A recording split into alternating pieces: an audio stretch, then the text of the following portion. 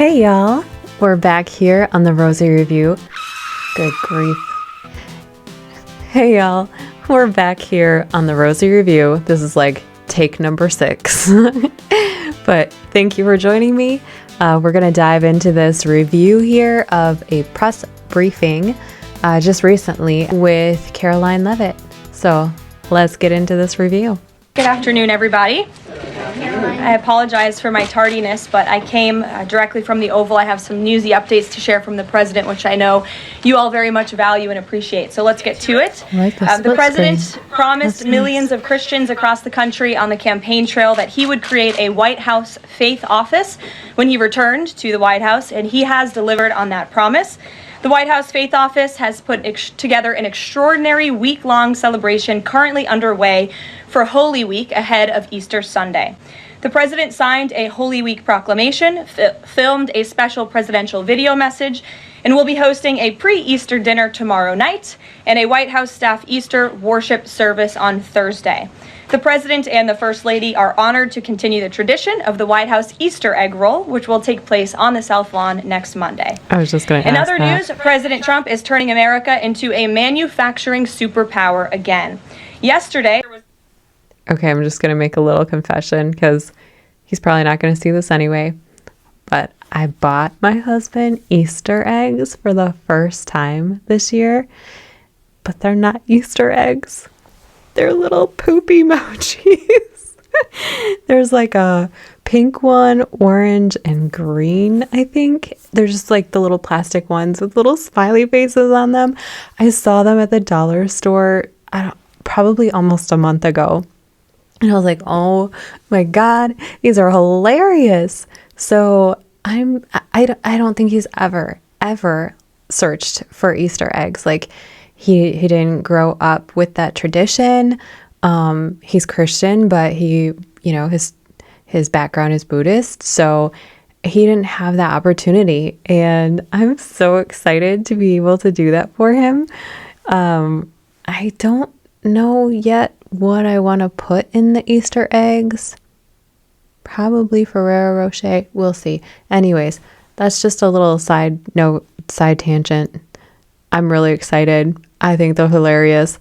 If you haven't gotten your Easter eggs yet, go buy the little poop emojis. They had they even had like little dinosaur looking eggs. I was tempted to get those because I am personally a bit of a dinosaur fan. Jurassic Park along those lines. But anyways, super excited. Very excited to see that they're continuing the Easter egg hunt at the White House this year again as well. A monumental announcement by NVIDIA, one of the largest companies in the world. This is just the latest example. For the first time ever, chip-making giant NVIDIA will produce AI supercomputers entirely in the United States, as part of its pledge to produce $50 billion worth of AI infrastructure in our country over the next 4 years. With their manufacturing partners, they have commissioned more than 1 million square feet of manufacturing space to build and test NVIDIA Blackwell chips in the great state of Arizona and AI supercomputers in the great state of Texas. NVIDIA's founder and CEO Jensen Huang touted how the engines of the world's AI infrastructure are being built in the United States for the first time. This is the Trump effect. This follows trillions in other U.S. investments announced already, including $500 billion from Apple in U.S.-based manufacturing and training, $100 billion from TSMC and U.S.-based chips manufacturing, and the $500 billion private investment led by OpenAI, Oracle, and SoftBank in artificial intelligence infrastructure.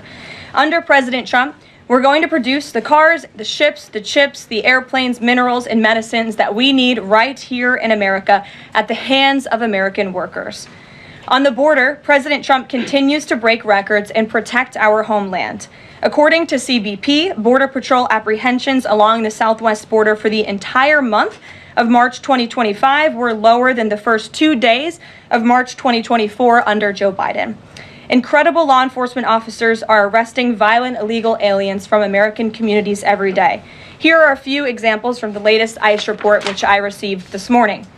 ICE Los Angeles arrested a 54-year-old citizen of Mexico convicted of rape by threat, sodomy with a person under 14 years, and kidnapping in San Jose, California. ICE Houston has arrested a 23-year-old citizen of Mexico convicted of predatory criminal sexual assault of a child in Cook County, Illinois. ICE Houston arrested a 64-year-old citizen of Honduras convicted of murder in Los Angeles County, California. ICE Chicago arrested a 49-year-old citizen of Guatemala convicted of assault and arson in Prince Williams, Virginia, not far from here.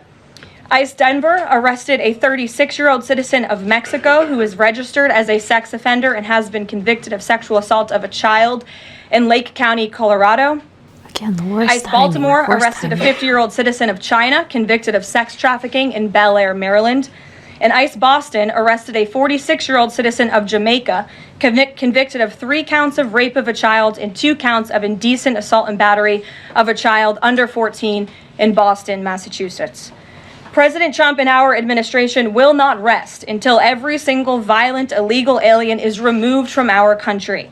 The safety of the American people is too important to settle for anything less. On that note, the Democrat and media outrage over the deportation of Abrego Garcia, an MS-13 El Salvadorian illegal alien criminal who is hiding in Maryland, has been nothing short of despicable. Based on the sensationalism of many of the people in this room, you would think we deported a candidate for Father of the Year. That's because, unfortunately, many in this country care more about this quote-unquote Maryland father, a legal alien MS-13 gang member, than a Maryland mother and an American citizen who was brutally murdered at the hands of a different illegal alien. Of course, I am referring to Rachel Morin. And if you didn't see, yesterday, a Maryland jury found illegal alien Victor Antonio Martinez Hernandez guilty of murdering Rachel Morin in August of 2023. She was a 37-year-old mother of 5 who was jogging in an otherwise safe community northeast of Baltimore when this monster ambushed, strangled, and beat her to death before stuffing her brutalized body in a tunnel drain. The Morin family finally got justice yesterday, but they will never get Rachel back. Our hearts go out to Rachel's family, her 5 children, and her mother, Patty, who has suffered the unimaginable loss of her daughter. In case you missed it last week, President Trump signed a national security presidential memorandum directing federal agencies administering federal land on the border to make land available to the Defense Department in a new national defense area. This followed the president's Day 1 executive order committing his administration to marshal all available resources and authorities to stop the unprecedented flood of illegal aliens into our country and to obtain complete operational control of the borders of the United States of America. Once again, the president is fulfilling another key promise. This new national defense area spans more than 170 miles across our border in New Mexico, but in the coming weeks, this administration will add more than 90 miles in the state of Texas. This national defense area will enhance our ability to detect, interdict, and prosecute the illegal aliens, criminal gangs, and terrorists who were able to invade our country without consequence for the past 4 years under the Biden administration. It will also bolster our defenses against fentanyl and other dangerous narcotics that have been poisoning our communities. With all of this work being done to make America great again, we continue to see a positive response from the American public. A brand new poll published from the Daily Mail and JL Partners this morning found that President Trump's approval rating is at an all-time high. That's because the president is working tirelessly to keep his promises to the American people, as I just saw him doing today in the Oval Office. We have a reporter in our new media seat today, Matthew. Attending a UFC fight once in a while or going on a podcast once in a while, that does not hurt either. I mean, he's continuing to stay within that realm of social media. And I was just having this conversation yesterday.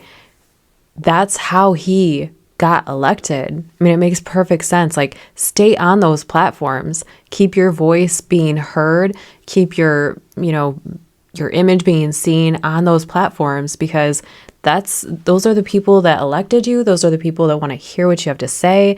So he's doing a great job. Going to that UFC fight over the weekend, he got all kinds of love, and that's good for him even to feel, to see the appreciation that people do have for him out there, because as he has said before in other press conferences and briefings, he's getting a lot of hate along with the rest of his cabinet. And I just think it's a smart idea for him to continue to just be seen, and for him to see as well that there is support out there, and he's being smart about it. Foldy, I like your boots, Matt, who is the editor-in-chief of the Washington Reporter. Washington Reporter is a new, fast-growing outlet that breaks stories about legislation and interviews leaders in Congress and across the administration. The publication's readership includes the highest levels of business and government. And with that, please kick us off, Matt. And we've interviewed you as well. So Caroline, thanks so much for having me here on behalf of our readership and the millions of Americans who I think appreciate what you're doing with the new media seat here and making this a more accessible briefing room. I'm curious with Harvard, we saw the Trump administration today announced it's cutting around $2 billion, or freezing $2 billion in funds to Harvard because the campus has serious problems with violence and with anti-Semitism. We saw former President Obama, side with Harvard, which rejected the Trump administration's demands. I'm curious, where does the administration see this going with Harvard and with other colleges and universities in America that are refusing to reform in wake of the sort of craziness that we've seen take over them? Thank you, Matt, for being here, and thanks for the question. When it comes to Harvard, the president's position on this is grounded in common sense, in the basic principle that Jewish American students, or students of any faith, should not be illegally harassed and targeted on our nation's college campuses. And we unfortunately saw that illegal discrimination take place on the campus of Harvard. There are countless examples to prove it, particularly with the stunning confession by then Harvard President Claudine Gay, who said that bullying and harassment depended on the context. The president at that time made it clear to the American public he was not going to tolerate illegal harassment and anti-Semitism taking place in violations of federal law. So the president made it clear to Harvard, follow federal law, no longer break Title VI, which was passed by Congress to ensure no student can be discriminated against on the basis of race, and you will receive federal funding. Unfortunately, Harvard has not taken the president or the administration's demands seriously. All the president is asking, don't break federal law, and then you can have your federal funding. I think the president is also begging a good question. More than $2 billion out the door to Harvard when they have a more than $50 billion endowment. Why are the American taxpayers subsidizing a university that has billions of dollars in the bank already? And we certainly should not be funding a place where such grave anti-Semitism exists. And I'm curious, you had just mentioned Rachel Morin, and I'm a Maryland man, and I think most Marylanders appreciate what you were saying today.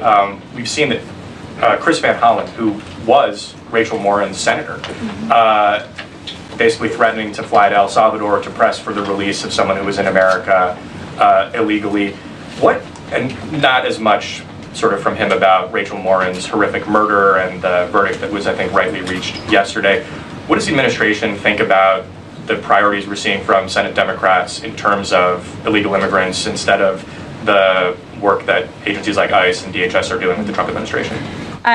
It's mind-boggling, the priorities of the modern-day Democrat Party. I think it's atrocious that you have Democrats in Congress on Capitol Hill who swear an oath to protect their constituents and to serve them in Washington, D.C., spending more time defending illegal immigrant gang members than their own constituents and law-abiding American citizens like Rachel Morin. And I saw the president personally on the campaign trail, and I continue to see him in his role as president of the United States, put American families first, reach out to the victims, the families of victims at the hands of illegal immigrant crime. And frankly, the actions and the words of the Democrat Party prove they could not care less about the American public. And maybe if they did, they'd see I just saw the little banner underneath saying that apparently President Joe Biden, or did they call him past president? I don't even know what is the title at this point? President Clinton? Do we still call him president? That doesn't feel right. Anyways, whatever that is, Joe Biden, let's just go with that because we have a president and it's no longer him. He is apparently giving a speech regarding Social Security today. Is anybody going to tune into that? Does anybody have an interest in that? Does he even know what Social Security is today? Because I got the impression he's just been on a really long vacation. Did he know even when he was in office? I mean, all of that is it's very unknown. It's a mystery, and I guess we'll find out. Tune in if you want to know what Joe Biden has to say about Social Security today. Bit higher approval ratings right now. Thanks for being here with us today. Peter. Thank you, Caroline. To follow up on something that you just said, why do Ivy League schools get so much federal funding? It's a very good question, and it's a Great question the president has obviously raised in his discussions and negotiations with not just Harvard, but also Columbia and many other Ivy League institutions. We have the Anti-Semitism Task Force, which the president promised and delivered on. The Anti-Semitism Task Forces across the government, representatives from various federal agencies who meet on a weekly basis to discuss the question that you just raised. And I think a lot of Americans are wondering why their tax dollars are going to these universities when they are not only indoctrinating our nation's students, but also allowing such egregious illegal behavior to occur. To follow up on immigration, deporting American citizens to Central American prisons, is it legal, or do you need to change the law to do it? Well, it's another question that the president has raised. It's a legal question that the president is looking into. And he talked about this yesterday when with his meeting with President Bukele in the Oval Office. He would only consider this, if legal, for Americans who are the most violent, egregious, repeat offenders of crime who nobody in this room wants living in their communities. And then there's this CHNV thing. President Biden let more than 530,000 people from Cuba, Haiti, Nicaragua, Venezuela into the U.S. with this CHNV program. He did it with the stroke of a pen. And now a judge will not let President Trump undo it with the stroke of a pen. So are you guys going to give all 530,000 plus people individual deportation hearings, or are you just going to try to deport them? I spoke to White House counsel's office about this morning because obviously another rogue district court judge is trying to block the administration's mass deportation efforts with this latest injunction. We will fight this in the court of law, and we will ensure that every individual who illegally entered our country and was really taken advantage of by the previous administration because they abused the parole system in this country to fast track legal status, as they said, for these illegal immigrants, and they completely abused our legal system. Many of these paroled individuals were then given temporary protective status, which the intention of that TPS was only supposed to be used in times of war or storm or destruction in the home countries of these migrants. It was completely abused. These migrants came here for economic reasons, and they illegally entered our country, and the president is not going to tolerate that. And so we will continue to focus on deporting as many individuals as we can. Jennifer. One on tariffs and one on Russia. Can you give us any sort of an update on which deals are in hand or are close? Which countries are reaching a deal on tariffs?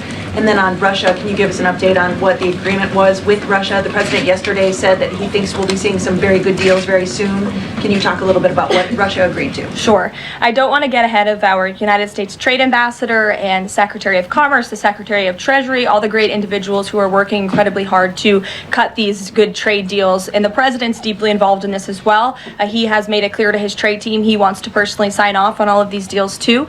And so I don't want to get ahead of them on announcements, but obviously, as you've heard from numerous administration officials, there have been many talks with countries. We've had more than 15 deals, pieces of paper put on the table, proposals that are actively being considered. And as we've said consistently, more than 75 countries have reached out. So there's a lot of work to do. We very much understand that, but we do believe that we can announce some deals very soon. And then on Russia, can you say, did Russia agree to anything with Special Envoy Steve Witkoff? I don't want to get ahead of those negotiations as well. What I can tell you is that they were a productive conversation was had. As the presidential envoy Steve Witkoff said last night, he believes that Russia wants to end this war, and the president believes that as well. There is incentive for Russia to end this war, and perhaps that could be economic partnerships with the United States, but we need to see a ceasefire first, and the president and the presidential envoy Witkoff made that very clear to the Russians. Gabe. Thank you, Caroline. And Yeah. I also want to thank your press office for releasing that information that you cited up there regarding the ICE arrests over the last couple of days. And I have them right here, but what I might ask is, why not release the same information for those who were deported to El Salvador? Well, first of all, the information was released by the Department of Homeland Security. The individuals on the flights to El Salvador are foreign terrorists, and those are counterterrorism operations. They are much different than the arrests and final order of removals that you see on a day-to-day basis that law enforcement agents are conducting around the country. That information was not, to that detail, was not released by DHS, though. I just told you the reason. It was a counterterrorism operation, a deportation of foreign terrorists, not illegal criminals who have been convicted of heinous crimes living in our American communities. It's two different. I feel like if she was not in this position, she has that continence and like that demanding presence, and then her tone shifts. I feel like she could have been a teacher. Things. Foreign terrorist, illegal immigrant criminal, two different things, two different definitions. You should look them up. Christian, go ahead. Yeah, thanks, Caroline. Does the president support raising the corporate tax rate to pay for all these other tax cuts he wants to see moved through Congress? Look, I've seen this idea proposed. I've heard this idea discussed, but I don't believe the president has made a determination on whether he supports it or not. And then secondly, do you have any information on the status of Eden Alexander? Hamas says they lost contact with the unit guarding him following an Israeli airstrike earlier today. I don't have updates. I have not seen that report, but I can certainly check in with our National Security Council. I have spoken to the president about Eden Alexander, and he's made it very clear to our national security team that finding him is a priority, but unfortunately I don't have any updates to share. But it's a very important matter, and certainly we can check in. Sure. Hi. How concerned is the president that a federal judge could hold a Trump administration official in contempt of court for defying deportation orders? We are complying with all court orders. So I see what you're trying to do there with that question, but we're very confident that every action taken by this administration is within the confines of the law, and we continue to comply with the court's orders. And you have seen that, and the president made that clear yesterday in the Oval Office with President Bukele. Sure. Thanks, Caroline. Could you, just going back to El Salvador, could you just explain to us a little bit more about the legal basis on which you may be able to send US citizens to prison there? I know you said that President Trump is looking at it, but can you explain to us a little bit more about how that might be possible? We're looking at it, and when I have more for you to share, I certainly will. Sure. Still going off the El Salvador questions, yesterday in the Oval Office, administration officials made it very clear that El Salvador is responsible for Mr. Abrego Garcia, yet El Salvador's president said we're not going to do anything with him. So my question is, who is responsible for this man and where he's going to end up? Well, no. First of all, President Bukele said that he is not going to smuggle a foreign terrorist back into the United States of America, as many in this room in the Democrat Party seemingly want him to do. Abrego Garcia was a foreign terrorist. He is an MS-13 gang member. He was engaged in human trafficking. He illegally came into our country. And so deporting him back to El Salvador was always going to be the end result. There is never going to be a world in which this is an individual who's going to live a peaceful life in Maryland, because he is a foreign terrorist and a MS-13 gang member. Not only have we confirmed that, President Bukele yesterday in the Oval Office confirmed that as well. So he went back to his home country, where he will face consequences for his gang affiliation and his engagement in human trafficking. I'm not sure what is so difficult about this for everyone in the media to understand, and it's appalling, truly appalling, that there has been so much time covering this alleged human trafficker and this gang member, MS-13 gang member. It's truly striking to me. Karen. That's good. The president was posting on Truth Social today about helping American farmers. And last week in his cabinet meeting, he was talking about a plan to work with farmers to retain workers who are in the U.S. illegally, provided that they leave and then come back through what he said would be a legal process. Can you give details on what that would look like?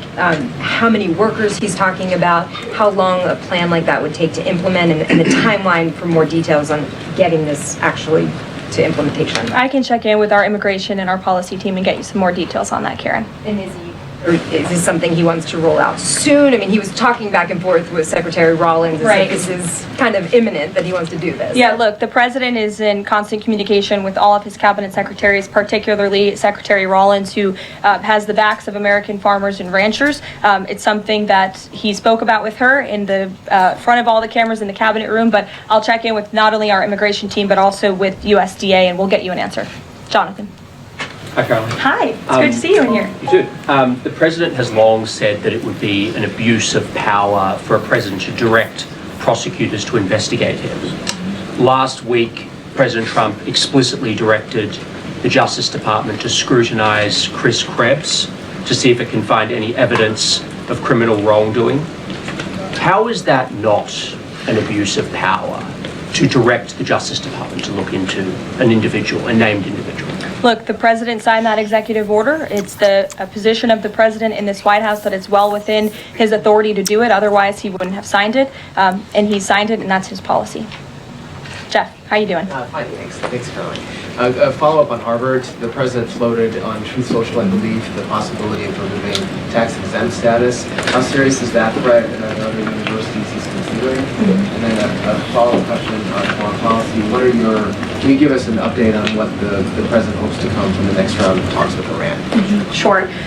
First, when it comes to Harvard, as I said, the president has been quite clear. They must follow federal law. He also wants to see Harvard apologize, and Harvard should apologize for the egregious anti-Semitism that took place on their college campus against Jewish American students. There were professors who said that he had engaged in discriminatory behavior against Jewish students. Of course, you had the former president of the university saying bullying and harassment depends on the context. You also had an encampment on Harvard Yard that we all saw play out before the cameras. The university failed to impose formal discipline on any students for this anti-Semitic conduct violations, including the occupation of a campus building and the disruption of classes with bullhorns. The president believes Harvard should apologize to its Jewish American students for allowing such egregious behavior. As for the tax-exempt status, I would defer you to the IRS for any updates. I do want to answer your question on Iran. Of course, the maximum pressure campaign on Iran continues, but as you know, the president has made it clear he wants to see dialogue and discussion with Iran while making his directive about Iran never being able to obtain a nuclear weapon quite clear.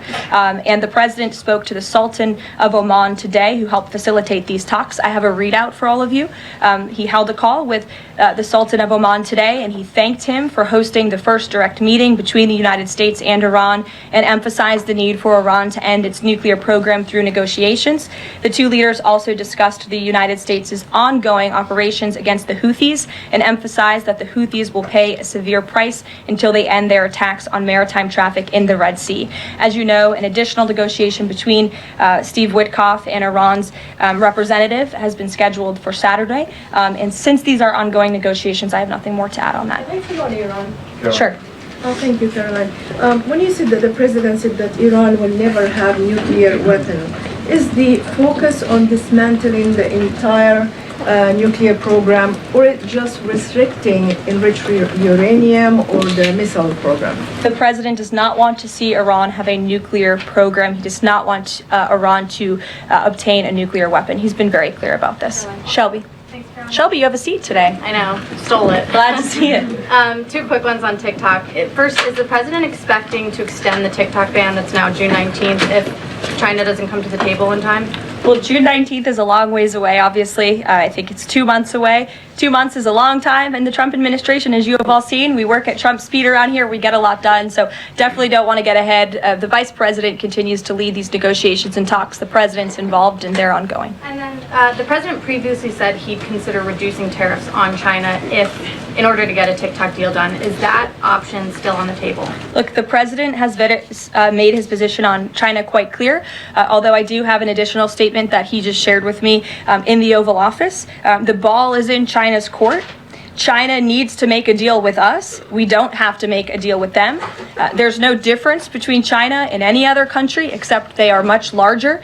And China wants what we have, what every country wants, what we have, the American consumer. Or to put it another way, they need our money. So the president, again, has made it quite clear that he's open to a deal with China, but China needs to make a deal with the United States of America. Sure. On tariffs, yesterday in the Oval Office. Which outlet are you with? The Canadian Public Broadcaster. Oh, nice to see you. Thank you. Yesterday in the Oval Office, President Trump suggested that there could be some help for automakers. I'm wondering what that looks like. Is it tariff relief on the 25% tariffs that are in place right now, or the new tariffs that are coming up in May on auto parts? And a second on Canada, if I may. President Trump's tone when it comes to Canada-U.S. relations, Canadians have noticed it's shifted a bit in the past few weeks. Ever since the election campaign started, he stopped talking about Canada becoming the 51st state, at least publicly. I'm wondering if that's on purpose and why. I would reject the president's position on Canada has shifted. Perhaps he just hasn't been asked about Canada by questions from this group in the Oval Office, but they see him almost every day. But the president still maintains his position on Canada. The United States has been subsidizing Canada's national defense, and he believes that Canadians would benefit greatly from becoming the 51st state of the United States of America. As for autos and auto parts, I don't have anything to read out for you there, but I think the point the president was making is flexibility, and he has flexibility when it comes to negotiations and talks, but ultimately his goal in his fair trade deals that he is pursuing with many countries around the world is to put the American worker first. And we had automakers and auto workers here at the White House on Liberation Day who believe in this president and his negotiating ability to put them first and to bring those jobs back to the United States of America. And the president's been very clear about that in his conversations with the automakers as well. That woman did not look very amused about Canada and being 51st state. There was no amusement on that woman's face. Deanna, go ahead. Thanks, Caroline. One on Ukraine and one on China. On Ukraine, this past weekend, Zelensky offered an invitation to President Trump, extending an offer for him to visit Ukraine.